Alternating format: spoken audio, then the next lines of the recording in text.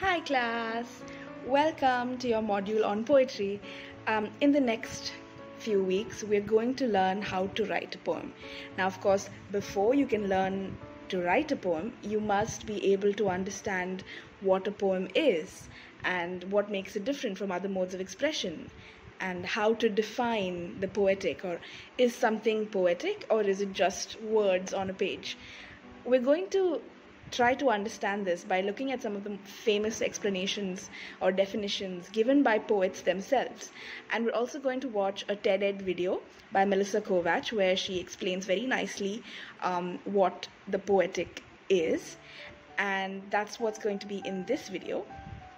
So I hope you guys can watch through it, and if the slides are moving by too fast for you to read, please pause it, read it, and then resume the video.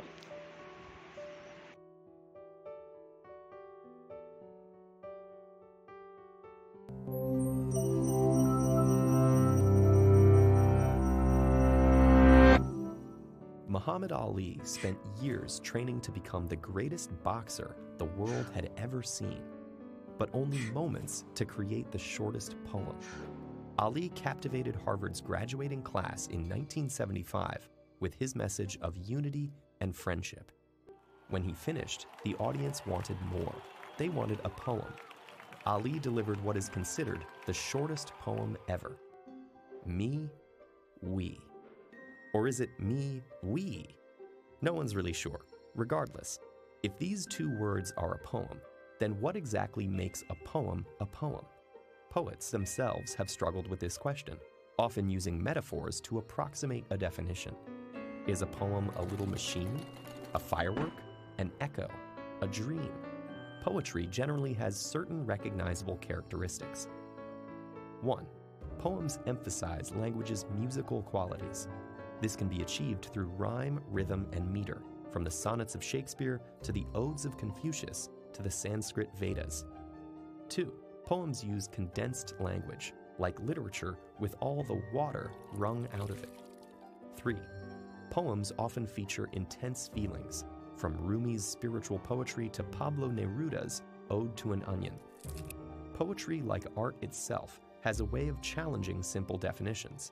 While the rhythmic patterns of the earliest poems were a way to remember stories even before the advent of writing, a poem doesn't need to be lyrical. Reinhard Doll's Apfel and Eugen Gomringer's Silencio toe the line between visual art and poetry. Meanwhile, E. E. Cummings wrote poems whose shapes were as important as the words themselves, in this case, amplifying the sad loneliness of a single leaf falling through space.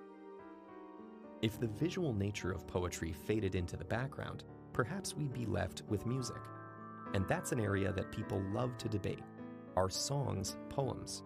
Many don't regard songwriters as poets in a literary sense, but lyrics from artists like Paul Simon, Bob Dylan, and Tupac Shakur often hold up even without the music. In rap, poetic elements like rhyme, rhythm, and imagery are inseparable from the form. Take this lyric from the Notorious B.I.G. I can hear sweat trickling down your cheek. Your heartbeats sound like Sasquatch feet, thundering, shaking the concrete. So far, all the examples we've seen have had line breaks. We can even imagine the two words of Ali's poem organizing in the air: me, we. Poetry has a shape that we can usually recognize. Its line breaks help readers navigate the rhythms of a poem. But what if those line breaks disappeared? Would it lose its essence as a poem? Maybe not. Enter the prose poem. Prose poems use vivid images and wordplay, but are formatted like paragraphs. When we look at poetry less as a form and more as a concept, we can see the poetic all around us. Spiritual hymns, the speeches of orators like Martin Luther King Jr., JFK, and Winston Churchill, and surprising places like social media. In 2010, journalist Joanna Smith tweeted updates from the earthquake in Haiti. Was in B-room getting dressed when heard my name. Tremor. Ran outside through sliding door. All still now. Safe. Roosters crowing. Smith uses language in a way that is powerful, direct, and filled with vivid images. Compare her language to a haiku. the ancient Japanese poetic form that emphasizes bursts of brief intensity with just 3 lines of 5, 7, and 5 syllables. The waters of poetry run wide and deep. Poetry has evolved over time, and perhaps now more than ever, the line between poetry, prose, song, and visual art has blurred. However, one thing has not changed. The word poetry actually began in verb form, coming from the ancient Greek poiesis, which means to create. Poets, like craftsmen, still work with the raw materials of the world to forge new understandings and comment on what it is to be human in a way only humans can. Dartmouth researchers tested this idea by asking robots to pen poetry. A panel of judges sorted through stacks of sonnets to see if they could distinguish those made by man and machine. You may be happy to know that while scientists have successfully used artificial intelligence in manufacturing, medicine, and even journalism, poetry is a different story. The robots were caught red-handed 100% of the time.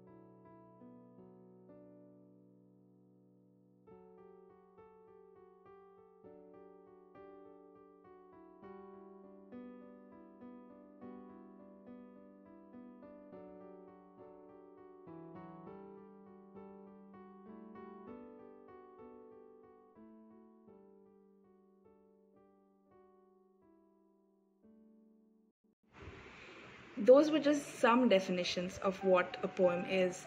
I'm sure that if you guys were to go out online and look for other definitions of poetry, you will find hundreds of them. What this means is essentially poetry, by its very nature, is undefinable. It is an evolving form that keeps reinventing itself. So you will be able to find 1,000 definitions of what a poem is. For the next class, I'd like you to go online and find a definition of poetry that you relate to and bring it to the next class, and I'll ask you to share it with everyone. Now, in the next 2 slides, I'm going to show you 2 things that I have written just now to try and help start a discussion about what poetry is. Look at the 2 slides, look at the 2 different things that have been written, and try to ask yourself which of these is poetic and why. We shall discuss this in the next class when we meet on Wednesday.